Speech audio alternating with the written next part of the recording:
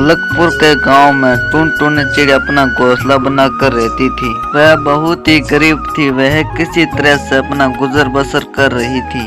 उसका कोई मित्र नहीं था। उसका माता पिता की मौत के बाद वह बहुत ही उदास रहती थी। वह दाने की तलाश में इधर उधर जाती और अपना पेट भर लेती थी। हंसना मुस्कुराना तो वह जैसे जानती ही नहीं थी।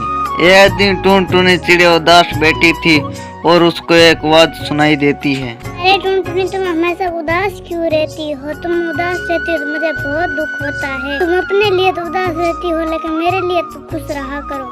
कौन बोला? किसकी आवाज थी? यहाँ पे तो कोई नहीं है। तो किसने बोला? जो कोई भी हो मेरे सामने आओ।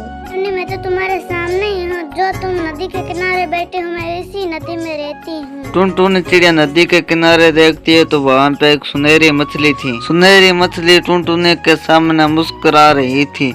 टुनटुनी ने बेचारी ने इतना मुस्कुराते हुए किसी को नहीं देखा था। ओ, तो तुम हो। आज तक तो तुमने मुझसे कभी बात नहीं की, तो आज अचानक तुझे मेरी याद कैसे आई? प्यारी टुनटुनी, मैं तो तुमसे हमेशा ही बात करना चाहती थी, पर मुझसे तेरी मुंह पर उदासी देखी नहीं जाती थी। तो भला मैं तुमसे बात कैसे कर सकती थी?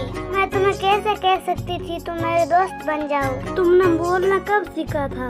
रात में सभी जलपरियां सो जाती है, तब हमारी रानी जलपरी आती है और सभी को लोरी गा के सुला देती है। जलपरियां सो गए पर मैं उदास थी। तभी मेरी जलपरी ने पूछा, तुम्हारे मुंह पर उदासी क्यों है? मैंने कहा, मैं टुनटुनी से ढेर सारी बातें करना चाहती हूँ। फिर क्या, मेरी रानी ने मुझे आवाज दे दी और मैं तुमसे बहुत सारी बातें कर सकती हूँ। अरे वाह, बहुत बहुत धन्यवाद उस जलपरी का, तुम्हारे जैसे मुझे दोस्त दी। अब मैं वादा करती हूँ तुमसे मैं कभी उदास नहीं रहूंगी, तुम्हारी तरह हंस खिल के रहूंगी। उस दिन के बाद से टुनटुनी को एक दोस्त मिल गई थी। हमेशा उदास रहने वाली टुनटुनी चिड़िया अब खुशी से चहलाया करती थी। टुनटुनी में आए बदलाव को सभी पक्षियों ने देखा। एक दिन की बात है, टुनटुनी चिड़िया दाने चुगने जा रही थी कि तभी कालू कौवा उसके सामने आता है। कालू ने बहुत ही आश्चर्य से कहा, अरे टुनटुनी, तुम बहुत ही उदास रहती थी पहले तो, पर अब क्या हुआ? तुम बहुत ही खुश रहती हो या फिर तुमको कोई खजाना मिल गया है? टुनटुनी ने हंसते हुए जवाब दिया, हाँ कालू दोस्त, तो खजाने से भी अच्छा होता है ना। मुझे एक प्यारी सी दोस्त मिल चुकी है, तभी मैं हरदम चेताती रहती हूँ। कालू भैया, मुझे तो खजाने से भी अच्छी चीज मिल चुकी है। खजाने से भी कीमती चीज? वो क्या है? हाँ, मुझे तो एक प्यारा दोस्त मिल गया है। इतना कहकर हंसते हुए टुनटुनी चिड़िया वहाँ से उड़ जाती है और कालू कौवा डाल पर बैठा सोच रहा था। इस गरीब टुनटुनी को ऐसा कौन सा दोस्त मिल गया जो खजाने से भी कीमती चीज है? तभी वहाँ पे एक तोता आया। अरे भाई कालू कौवा, देखा टुनटुनी अब कितनी खुश रहती है। हमेशा दुखी रहने वाली टुनटुनी चिड़िया बहुत खुश रहती है। तुम्हें बताया क्या उसने? मुझसे बोली कि उसको कोई खजाने से भी कीमती दोस्त मिल गया है।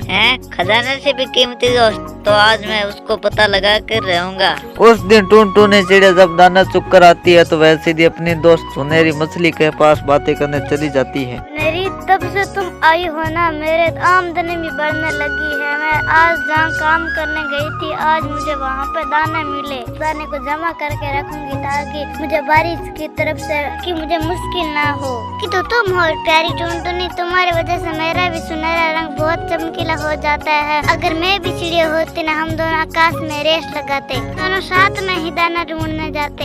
हाँ, तब तो बहुत मजा आता। और इस तरह से तोता और कालू कौवे को पता चल जाता है कि टुनटुनी हमेशा खुश कैसे रहती है। इस तरह से टुनटुनी चिड़िया और सुनहरी मछली खुशी खुशी रहने लगते हैं।